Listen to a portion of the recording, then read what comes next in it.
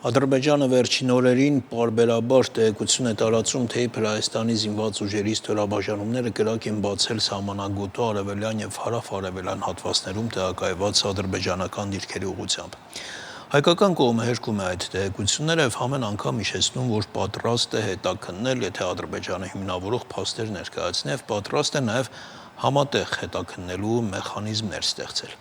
Ինչ է այս ամենը նշանակում, ինչու է ադրբեջանական կողմը ակտիվացել հենց հիմա վերջին իրադարձությունների ֆոնին եւ ինչ զարգացումների կարելի է սպասել։ Այս ամենի շուրջ կզրուցենք ռազմական փորձագետ Կարեն Հովհաննիսյանի հետ, բարև ձեզ։ Բարև ձեզ։ Շնորհակալ ենք մեր հրավերն ընդունելու համար։ Կարծում եմ ակնհայտ է, որ այս սապատեգատությունների տարապը կապ ունի վերջին իրադարձությունների հետ, բայց ո՞րն է այդ կապի տրամաբանությունը։ Միանշանակ կապ ունի այդ ապատեղեկատվությունները վերջին զարգացվածության հետ եւ իրականում սա անսպասելի չէր մեր համար, պետք է որ սպասելի լիներ նման սցենարի զարգացումը։ Իրական նպատակը այն է, որ որքան հնարավոր է խաղաղության պայմանագրի ստորագրումից հեռու գնալ, Ադրբեջանը ամեն ինչ անում է, որպեսզի դա տեղի չունենա, որովհետեւ բազմիցս եմ նշել դրա մասին եւ ասել, որ Ադրբեջանը երբեք չի ստորագրի խաղաղության պայմանագիրը, որովհետեւ խաղաղության պայմանագիրը չնայած այն բանին, որ Ադրբեջանի համար շատ ավելի շատ ձեռնտու պայմաններով է, բայց միևնույն է դրանք Ադրբեջանի համար ավելի շատ կապող ձեռքերը կապող են լինելու, քան արձակող, որովհետեւ Ադրբեջանի նպատակը այս շրջանում եւ ընդհանրապես 2020 թվականի 44-օրյա պատերազմից հետո չի եղել այն, որ Հայաստանի Հանրապետության հետ գնա խաղաղության, այլ եղել է Հայաստանի Հանրապետության տարածքների նկատմամբ նկրտումներ ունենալը, տվյալ դեպքում այսպես կոչված Արեստացին, Զանգեզուրյան, Միջանսկի ձեռքբերումը։ Եվ եթե տարածաշրջանում կամ Ադրբեջանը լինի փաստաթղթավորված խաղաղության երաշխավոր կողմ, ապա մեկընդմիշտ կորցնելու է այն երազանքը, այն շանսը, որի մասին ինքը 20 թվականից հետո բարձրաձայնում է, այն է Զանգեզուրյան Միջանսկի ձեռքբերումը։ Եվ հենց դա է հիմնական պատճառը, որ Ադրբեջանը միջև այս անընդհատ ինքը նոր նախապայմաններ էր առաջ քաշում, միջ այս բոլոր կետերի համաձայնեցումը խաղաղության պայմանագրի եւ անընդհատ բացի նոր նախապայմաններ առաջ քաշելուց նաեւ անընդհատ անում էր այնպիսի հայտարարություններ, որոնք ըստ էության կարծես թե վիրավորական էին, որոնք որ վիրավորում էին ոչ միայն Հայաստանի Հանրապետության իշխանությանը, այլ նաեւ Հայաստանի էթնիկ պատկանելությանը, հայ էթնիկ պատկանելությանը եւ այլն։ Բայց հասկանալով, որ միաժամանակ անսպասելի լինելով քայլը, որ Հայաստանի Հանրապետությունը եւս այդ երկու այսպես ասած պահանջներին Ադրբեջանի կողմից կտա համաձայնություն եւ Ադրբեջանը կարծես թե կանգնեց փաստի առաջ, որ պետք է այնուամենայնիվ ուրեմն ստորագրի։ Եվ այստեղ մնում է մեկ բան, որ պետք է ամեն ինչ անի, որպեսզի սադրի, որպեսզի կարողանա Հայաստանի Հանրապետությանը մղել նրան, որ Հայաստանի Հանրապետությանը առնվազն այդ համաձայնեցված կետերից որևէ մեկով հայտարարությամբ հանդես գա, տվյալ դեպքում ես կարծում եմ, որ այդ կետերից մեկը հենց այն է, որ Հայաստանի Հանրապետությունը վերջի վերջո հետ կանգնի Եվրամիության կամ Եվրոդիտորդների ներկայացվածությունը այսպես բացառելու մտքից, որովհետև ամեն դեպքում անկողմնակալ տեղեկատվություն ստանալու համար Եվրամիությանը եւ ընդհանրապես աշխարհին անհրաժեշտ է ոչ թե կողմերի, այլ որևէ չեզոք երկրի կամ միջազգային կազմակերպության կարծիքը տվյալ դեպքում սահմանագոտու վերաբերյալ։ Եվ հենց այստեղ է Ադրբեջանի խաղադրույքը, որ Հայաստանի Հանրապետության ձեռամբ իջիկ դառնա նույնիսկ այս համաձայնեցված տարբերակները։ Բայց դա արդյոք հաջողվում է Ադրբեջանին։ Սա արդեն կախված է, թե ինչպիսի զգոնություն կցուցաբերենք մենք, ես կարծում եմ, որ այս դեպքում չի հաջողվի, բայց ամեն դեպքում Ադրբեջանը կարծում եմ գնալու է միջև վերջ, իսկ միջև վերջը նաև ռազմական բախումներ հրահրելն է, տվյալ դեպքում ոչ լայնածավալ, այլ գոնե այսպես փոքրիկ օջախներ ստեղծելով փորձելու է Ադրբեջանը գնալ նրան, որ այ տեսեք ամեն դեպքում հնարավոր չէ գնալ խաղաղության պայմանագրի, որովհետև չկան լուծված հարցեր։ Տեսեք, անընդհատ նշվում է, որ Ադրբեջանը էսկալացիայի համար ինչ-որ լեգիտիմացնող քայլեր պետք է անի, չէ՞, այսինքն ինչ-որ կերպ արտարացնի ամբողջ աշխարհի առջև իր էսկալացիան, արձակումը փոքր կամ մեծ ծավալեական չի։ Հայաստանը բոլոր զիջումներին կարծես թե գնում է, կամ եթե ավելի մեղմ ասենք, ամեն ինչ անում է, որ զսպող ինչ-որ բաներ ձեռնարկև այդ էսկալացիան, հավանական պատերազմը ինչ-որ կերպ հետաձգի հեռացնի։ Դրան հակառակ Ադրբեջանին չի հաջողվում այդ լեգիտիմացնող քայլը անել։ Այս դեպքում ինչպես է ամբողջ աշխարհի առջև ցույց տալու իր գործողությունների իրավացիությունը։ Այս հայտարարությունները, որոնք որ 3 օր անմեջ գալիս են, որ Հայաստանի Հանրապետությունը իբրև թե Հայաստանի Հանրապետության զինված ուժերը կրակ են բացել Ադրբեջանի դիրքերի ուղղությամբ, սրանք խոսում են նրա մասին, որ Ադրբեջանը փորձում է լեգիտիմացնել իր հնարավոր ռազմական գործողությունները։ Բայց չի հաջողում։ Հիշում եք առաջին այդ ապատեկատվություններից հետո նույնիսկ եվրոդիտորդները մի քանի հատվածներում սահմանի դիտարկումներ էին արել եւ նշել են, որ որևէ տեղաշարժ։ Ճիշտ ասած, ես չեմ համաձայնվում այդ մտքի հետ, որ չի հաջողվում, որովհետեւ Ադրբեջանը չի անում նրա համար, որ հաջողվի կամ չհաջողվի։ Պարզապես Ադրբեջանը հենք է ստեղծում իր համար, որ հետագա գործողությունները արդարացնելու համար։ Եվ սա չի անում, այս հայտարարությունները չի անում նրա համար, որ ինչ-որ մեկին որևէ բան տվյալ դեպքում ցույց տա, այլ փորձում է նախ առաջին հերթին մեզ հունից հանել, այսպես ասած, որպեսզի մենք, ինչպես զրույցի սկզբում ասացի, խախտենք պայմանավորվածություն եւ մեղք ամբողջությամբ մեր վրա գցի, եւ եթե դա չհաջողվի, ապա ինքը գնա ռազմական գործողություններ, ասի ես կատարում եմ պատժիչ գործողություններ։ Այսինչ տեղամասերում իրականացնում են պատժիչ գործողություններ, ես չեմ իրականացնում լայնածավալ ռազմական գործողություններ։ Եվ հենց սա է իր հիմնական նպատակը։ Եվ այստեղ թե ինչ կասեն եվրոդիտորդները, Ադրբեջանի համար էական չպետք է ասեն, որովհետև Ադրբեջանի ինքը Կներեք ինչպես է ապացուցելու Ադրբեջանը, որ Հայաստանը ինչ-որ բան է արել, որ ինքն էլ գնում է պատժիչ գործողություններ։ Եթե եվրոդիտորները չեն տեսնում, Հայաստանի պաշտպանության նախարարությունը ամեն ինչ անընդհատ հերքում է։ Իրականում այդ հիմքերը, նու կարծես թե չկան այդ փաստերը, որ ամեն ինչ սկսվել է հայկական կողմից եւ Ադրբեջանը ինչ-որ զսպող կամ պատժիչ ինչ-որ միջոցներ է գնացել։ Ես պետք է ասեմ, որ Ադրբեջանը միջև հիմա նման քաղաքականությամբ է առաջնորդվել եւ Ադրբեջանը միջև հիմա կարողացել է հաջողել, որովհետեւ նույնիսկ եվրոդիտորդների մեքենաների վրա կրակելուց հետո էլ, այսպես ասած, անատամ հայտարարություններից հետո միևնույնն է Ադրբեջանը կարողացավ մանևրել եւ կարողացավ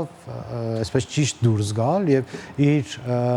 գործողությունները արդարացնել։ Այս դեպքում եւս Ադրբեջանին հարկավոր չեն որևէ արդարացումներ։ Ադրբեջանը ընդամենը դա այս ամենը անում է։ Եթե հարկավոր չեն արդարացումներ, ինչու է այդ լեգիտիմության ճանապարհը անընդհատ փնտրում ու չի գտնում Ադրբեջանը, եթե հարկավոր չէ։ Այո, հետագայում Ադրբեջանի համար մենք բոլորս էլ գիտենք, որ Ադրբեջանը կարողանում է իր սուտը կամ սուտ հայտարարությունները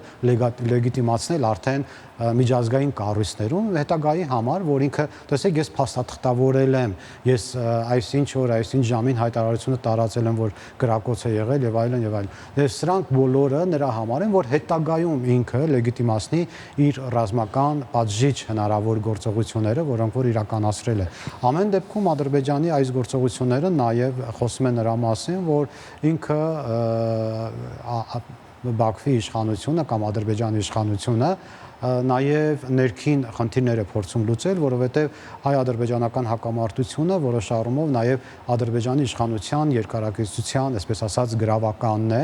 եւ ավելի երկար լինելու համար պետք է իրենց համար լինի թշնամի, որի դեմ պայքարում են, արտաքին թշնամի, որի դեմ պայքարում են։ Այս դեպքում եթե ունի խաղաղության պայմանագիր համաձայնեցված տեքստ, մնում է արդեն, որ հասկանում են, որ արդեն խաղաղությունից հետո ներքին քաղաքական կյանքում Ադրբեջանում կարող են իրադարձություններ տեղի ունենալ, որոնք որ չեն բխում Ալիևի շահերից։ Հենց նաև սա է պատճառներից մեկը, որ Ադրբեջանին ձեռնտու չէ խաղաղության պայմանագիրը եւ անդադ հարկավոր է որևէ մեկ թշնամի, ում հետ ինքը արտաքին, այսպես, արճակատումների մեջ կգնա։ Այսինքն դուք կարծում եք, որ մինչև վերջ Ադրբեջանը Ալիևը խուսափելու այդ պայմանագրի ստորագրումից, թե գուցե ինչ-որ պահ կարող է հասունանալ, երբ այլ երկ չունենալով Ադրբեջանը ստիպված կլինի ստորագրել այդ պայմանագիրը, որովհետև կա տեսակետ, որ դրան դրանից հետո Ադրբեջանը կսկսի ինչ-որ քայլերի դիմել, ասենք սկսի Հայաստանին մեղադրել, որ Հայաստանը չի կատարում պայմանագրի ինչ-որ կետեր, ինչպես նոյեմբերի 9-ի պայմանագրի Ես կարծում եմ, որ Ադրբեջանը խաղաղության պայմանագիրը չի ստորագրի, որովհետև Ադրբեջանի համար այդ խաղաղության պայմանագրում չկա այն կետը, որի մասին ինքը բարձրաձայնում էր, այսինքն չկա ընդհանրապես խոսակցություն Զանգեզուրյան Միջանցքի մասին, կա ճանապարհ եւ այլն, բայց իրենց պատկերացմամբ Զանգեզուրյան Միջանցքը որպես այդպեսին չկա եւ հենց դրա պատճառով ամեն ինչ անելու է Ալիևը, որպեսզի այդ խաղաղության պայմանագիրը չստորագրվի։ Իսկ Արևմուտքի, գոնե Միացյալ Նահանգների հորդորները այդ հայտնի զանգը ուղղեցի Ադրբեջան, որ պատերազմը պետք է ավարտվի, դադարեցվի, գերիները պետք է հայրենադարձվեն, վերադարձվեն, իրականում ամեն ինչ հակառակությամբ է գնում։ Ես կարծում եմ, որ իրականում, եթե միջազգային հանրությունը ցանկանում է ճնշում գործել Ադրբեջանի վրա, ապա ընդամենը մեկ հայտարարություն է պետք կատարել, ինչպես որ օրինակ Իրանի Իսլամական Հանրապետությունը կատարեց այդ հայտարարությունը, որ աշխարհը ճանաչում է աշխարհի համար կարմիր գիծ է Հայաստանի Հանրապետության տարածքային ամբողջականությունը եւ սուվերենությունը, այդ դեպքում այլևս Ադրբեջանը սին հույսեր չի կապի, նույնիսկ հետագայում կաշառքի միջոցով աշխարհին չի կարողանալու կաշառել եւ ասի, որ տեսեք, ես կարող եմ այս հարցը այսպես լուծել։ Այսինքն այդ տրամաբանությամբ աշխարհը չի ցանկանում դա անել։ Ես չեմ կարող ասել աշխարհը ցանկանում է թե չի ցանկանում, բայց եթե աշխարհը ցանկանում է, որ իսկապես տարածաշրջանում լինի խաղաղություն, ուրեմն պետք է հենց այդ հայտարարությունը տարածի։ Վերջին օրերին տեղեկություն տարածվեց, որ Միացյալ Նահանգները գերմանական ինչ-որ ռազմաբազաներից զգալի քանակությամբ 150 միավորից ավելի զենք է ամռանը տեղափոխելու Հայաստան, ինչ-որ զորավարժությունների համար այդպիսի տեսակետ կա, կարճաժամկետ հատվածում այդ զենքը պետք է մնա եւ այլն եւ այլն։ Սա ինչ է տալիս մեզ ուժեղացնում է մեր դիրքերը, թե ինչ-որ տեղ սա մեզ համար նոր մարտահրավեր է։ Իհարկե սա նոր մարտահրավեր է մեզ համար, որովհետև մենք մի այնպիսի իրավիճակում ենք գտնվում, երբ որ մեր տարածաշրջանում կամ մեր երկրում մեկ այլ գերտերության, տվյալ դեպքում Ռուսաստանի Դաշնության ռազմաբազաները կա, ռազմական ներկայացվածություն կա եւ մեկ այլ գերտերության այսպես ռազմական տեխնիկան գալիս է Հայաստան, որպեսզի զորավարժություններ անցկացնեն, բայց մյուս կողմից պետք է մենք հասկանանք, թե զորավարժությունները ինչ բնույթի զորավարժություններ են, ենթադրաբար ես ենթադրում եմ, որ դրանք լինելու են խաղապահ զորքերի զորավարժություններ, խաղապահ բնույթի զորավարժություններ, այսինքն որոշակի առումով այո, դրանք ինչ որ չափով ռազմականացված են, բայց մյուս կողմից նաև դրանք մարդասիրական զորավարժություններ են եւ այդ առումով մեզ համար շատ կարեւոր է, որպեսզի մենք այդ զորավարժությունների ժամանակ կարողանանք առավելագույնս այսպես ասած ուսումնական ուղղվածությամբ առավելագույնս ճակերտներով գողանալ ամերիկյան կողմից եւ կարողանալ մեր զինված ուժերում ներդնել լավագույնը, որը որ կա ամերիկյան զինված ուժերում, բայց մարտահրավերների մասով նորից եմ ասում, հետաքրքիր իրավիճակում ենք հայտնվում, որովհետեւ ըստ էության հակամարտող երկու գերատեսչության ռազմական ներկայացվածություն մեր երկրում ունիկալ է։ Հայտնի է, որ վերջին շրջանում, վերջին տարիներին Ֆրանսիայից, Հնդկաստանից Հայաստանը անընդհատ ինչ-որ զենքեր է ձեռք բերում, թեև շատ չի խոսվում այդ մասին, հասկանալի է, բայց դուք որպես ռազմական փորձագետ ինչ կարծիք ունեք, ինչքանով է Հայաստանը կարողացել պատերազմից հետո վերականգնել իր զինանոցը։ Թույլատրելի սահմաններում, ինչքան որ կարելի է խոսել այդ մասին։ Այնքանով, որքանով որ կարող է այսօր դիմակայել Ադրբեջանին, այսինքն որ կարող է նույնիսկ Ադրբեջանի զինված հարձակման դեպքում դիմակայել հենց թույլ չտալով առաջխաղացում կամ խափանելով որևէ ռազմական գործողություն։ Բայց միևնույն ժամանակ այստեղ շատ կարևոր եմ ես համարում, որ ոչ միայն պետք է Հայաստանի Հանրապետության շեշտադրումը լինի զենք զինամթերք ձեռք բերելու վրա, այլ նաև լինի սեփական ռազմաարդյունաբերության զարգացման վրա, որովհետև այս քայլով մենք կարողանանք մեկ քայլ առաջ անցնել Ադրբեջանից։ Պետք է ասեմ, որ Ադրբեջանը եւս հետ չի մնում զենք զինամթերք ձեռք բերելու այդ մրցավազքից եւ ինքն էլ բավականին ինտենսիվորեն զինվում է, ընդ որում զինվում է ոչ միայն հավանաբար կամ ենթադրաբար Հայաստանի Հանրապետության դեմ հնարավոր ռազմական գործողությունների համար, այլ նաև Իրանի Իսլամական Հանրապետության դեմ ռազմական գործողությունների, այսպես ենթադրաբար դեպքում զենք զինամթերք է ձեռք բերում եւ այս համատեքստում եւս Ադրբեջանը մտածում է ռազմաարդյունաբերության զարգացման ուղղությամբ։ Դրա համար շատ կարեւոր է, որ շեշտադրումը նաեւ լինի այս ուղղությամբ ռազմաարդյունաբերության զարգացման, որովհետեւ դրանով մի շարք հարցերի պատասխան է տրվում, սկսած պատերազմի ժամանակ լոգիստիկ խնդիրների պատճառով առաջացած մատակարարումներից, վերջացրած սեփական հայրենական արտադրությամբ աշխարհին ռազմաարդյունաբերություն տալու։ Հիշում եք, մի ժամանակ շատ էին ասում, որ հատկապես Ռուսաստանից էր այդ կարծիքը հնչում, թե Հայաստանը արևմուտքից անորակ զենք է ձեռք բերում, Զախարովան էր սիրում այդ մասին շատ խոսել, նաև հակառակ տեսակետն էլ կար, որ Հայաստանը տարիներ շարունակ Ռուսաստանից է ոչ որակյալ զենք ձեռք բերել, ու ոմանք նաև Իսկանդերի օրինակն էին բերում եւ այլն։ Դուք ինչ կարծիք ունեք, իրականում մենք իրոք լավ զենք, որակյալ զենք ենք ձեռք Գիտեք, բնականաբար քաղաքական գործիչները, հատկապես գերտերությունների քաղաքական գործիչները նման մտքեր պետք է արտահայտեն, բայց պետք է ասեմ, որ եւ թե ռուսական զենքը, եւ թե այն զենքը, որ մենք ձեռք ենք բերում մեր վերջին շրջանում մեր ռազմավարական գործընկերներից, դրանք բավականին հաջողված զենքեր են։ Ես պետք է ասեմ, որ հատկապես Հնդկաստանի եւ Ֆրանսիայի հետ համագործակցության շրջանակներում ձեռք բերված զենք զինամթերքը բավականին էֆեկտիվ է, չնայած այն բանին, որ Հնդկաստանի դեպքում այդ զինամթերքը բազմից եմ դրա մասին ասել, զինտեխնիկան այսպես պատերազմի բովով չի անցել,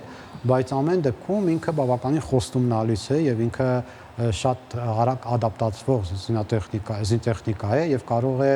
առավելագույնս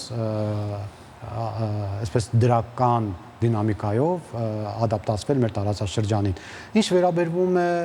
ռուսական զենք զինամթերքի անորակ լինելուն, չլինելուն, ապա այստեղ շատ կարևոր եմ ես համարում նաև ընդհանրապես թե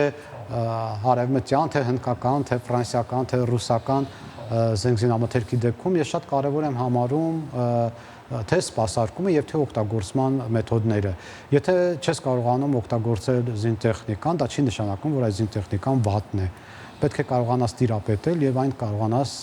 հավուր պատշաճի օգտագործել։ Այս դեպքում նաեւ մեզ համար ռուսականը այնքանով է ադապտացված եղել, որ մենք սովոր ենք եղել ռուսական զինտեխնիկային եւ անդադ այն կարողացել ենք օգտագործել։ Իսկ թե տվյալ դեպքում որքանով ենք օգտագործել, դա արդեն հարցին իս կողմն է։ Բայց Ռուսաստանը դեռ մեզ զենք է պարտքա, այն հայտնի պայմանագրով, որի դիմաց մենք վճարել ենք եւ ոչինչ չենք ստացել։ Այո, դեռ պարտք է, դե հասկանալի է նաև գոնե ինձ համար հասկանալի է Ռուսաստանի